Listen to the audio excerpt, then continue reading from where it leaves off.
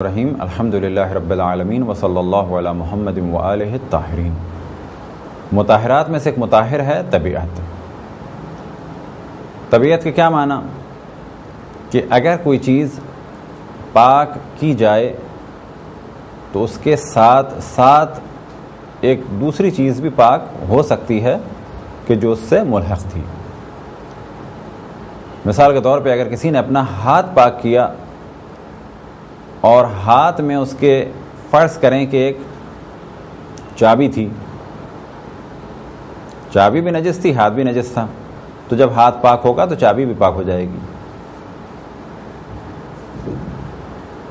اسی طریقے سے مثال دی جا سکتی ہے انگوٹھی کی، اور باقی اور مثالیں بھی ہیں کہ طبیعت میں کیا کیا چیزیں پاک ہو سکتی ہیں۔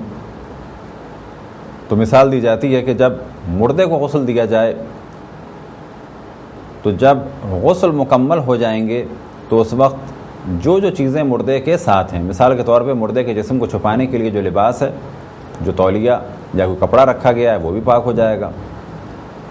اسی طریقے سے جو تختہ ہے وہ بھی پاک ہو جائے گا کہ جس پہ مردے کو رکھا گیا ہے۔ وجہ کیا ہے؟ وجہ یہ ہے کہ جہاں جہاں پاک کرنے کے لیے مردے کے جسم پہ پانی ڈالا وہاں یہ چیز بھی تھی، اور جب وہ چیز پاک ہوئی تو دوسری چیز بھی پاک ہو گئی۔ طبیعت ہی کے لیے کچھ اور مثالیں بھی دی جا سکتی ہیں، جن میں سے ایک مثال پہلے بھی گزر چکی ہے، استحالے میں یا انقلاب میں۔ فرض کریں کہ شراب سرکے میں بدل گئی، تو جیسے ہی شراب سرکے میں بدلی تو وہ لیکوڈ کہ کل تک جس کو شراب کہا جا رہا تھا وہ بھی نجس تھا، اور جس برتن یا بوتل میں یہ شراب تھی وہ بھی نجس تھی۔ وہ کس کی وجہ سے نجس تھی؟ شراب کی وجہ سے۔ اب اگر وہ لیکوڈ شراب سے سرکہ بن گیا تو اب اس برتن کے بارے میں کہا جائے گا کہ یہ برتن کل تک کیونکہ شراب سے متصل تھا تو نجس تھا، آج یہ متصل ہے سرکے سے، لہذا جیسے ہی شراب سرکے میں بدلی تو وہ شراب بھی پاک ہو گئی، سرکہ بن گئی، اور جو برتن شراب کی وجہ سے نجس تھا وہ بھی پاک ہو گیا۔ تو یہاں پر کہا جاتا ہے کہ طبیعت کی وجہ سے، یعنی اتباع ایک طرح سے ہوا کہ جب یہ چیز پاک ہوئی تو اس کے ساتھ ساتھ دوسری چیز بھی پاک ہو گئی۔ بس یہ بوتل شراب کی وجہ سے نجس تھی، جب بوتل کا لیکوڈ شراب کے بجائے سرکے میں بدل گیا تو خود بخود بوتل بھی پاک ہو گئی۔ ایک اور مثال کہ اگر کوئی کافر مسلمان ہو جائے، اگر کوئی کافر مسلمان ہو گیا تو جو اس کا نابالغ بچہ ہے اور اس کی کفالت میں ہے اور اس کے ساتھ ہے، اور احتیاطاً ایک شرط لگائی جاتی ہے کہ دوسرا کافر اس بچے کی سرپرستی نہ کر رہا ہو۔ فرض کریں کسی خاتون سے انسان نے شادی کا ارادہ کیا، اس خاتون کے ایک بچہ ہے 2 یا 3 سال کا یا 4-6 سال کا، اس خاتون نے اسلام کو قبول کر لیا۔ اسلام قبول کرنے سے کیا مراد؟ ایسا قبول کیا کہ ہمیں بظاہر یقین ہو گیا کہ ہاں یہ مسلمان ہو گئی۔ اب جیسے یہ خاتون مسلمان ہوئی، یہ مرد اس خاتون سے شادی کرے یا نہ کرے، یہ خاتون تو مسلمان ہو گئی ہیں، بس جیسے ہی یہ مسلمان ہوئی جو بچہ اس خاتون کی کفالت میں ہے وہ بھی پاک مانا جائے گا، گو کہ اس بچے نے اقرار نہیں کیا ہے یا وہ بچہ ابھی اسلام کو اور کفر کو سمجھتا بھی نہیں ہے، لیکن یہاں پہ کہا جائے گا کہ طبیعت کی وجہ سے یا بالفاظ دیگر اتباع کی وجہ سے، کہ جیسے ہی ماں مسلمان ہوئی اس کا تمام جسم پاک ہو گیا، بالکل اسی کے ساتھ ساتھ وہ بچہ جو اس ماں کی کفالت میں تھا اور ابھی بہت سارے موضوعات کو نہیں سمجھتا، یہ پاک مانا جائے گا۔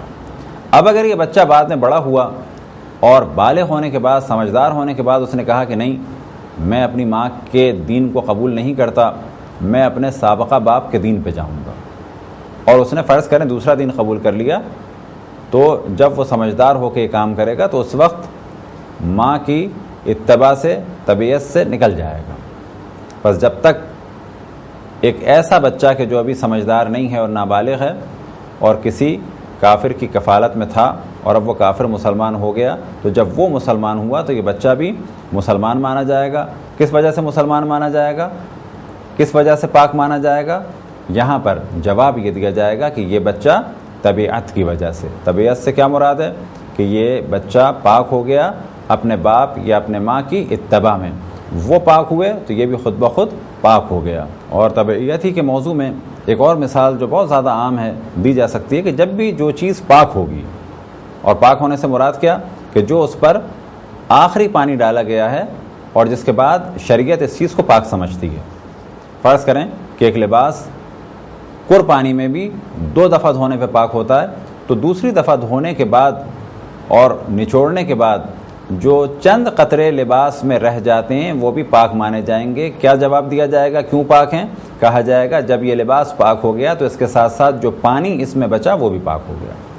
فرض کریں کہ ایک برتن کو دھویا، ایک برتن نجس ہو گیا تھا، 3 دفعہ اس کو دھویا، دھونے کے بعد ایسا تو ہوتا نہیں ہے کہ برتن بالکل خشک ہو جائے، تیسری دفعہ دھونے کے بعد چند قطرے اس برتن میں ہیں پانی کے، اب یہ قطرے پاک ہیں، کہا جائے گا کہ یہ برتن کیونکہ پاک ہو گیا تو اس میں جو قطرے ہیں یہ بھی پاک قطرے ہیں، اور ان پانی کے قطروں کو پورا ہٹانا کپڑے میں سے یا برتن میں سے یا جسم میں سے واجب نہیں، بلکہ جب کوئی چیز بھی پاک ہوئی تو اس کے ساتھ ساتھ جو قطرے اس چیز پر ہیں وہ بھی پاک تصور کیے جائیں گے۔ یہ تھی مختصر سی گفتگو طبیعت کے بارے میں۔ خداوند تبارک و تعالیٰ سے دعا ہے کہ بحق محمد و آل محمد ہمیں تعلیمات اسلام کو سمجھنے اور پھر عمل کرنے کی توفیق عطا فرمائے۔ وصلی اللہ علی محمد و آلہ الطاہرین۔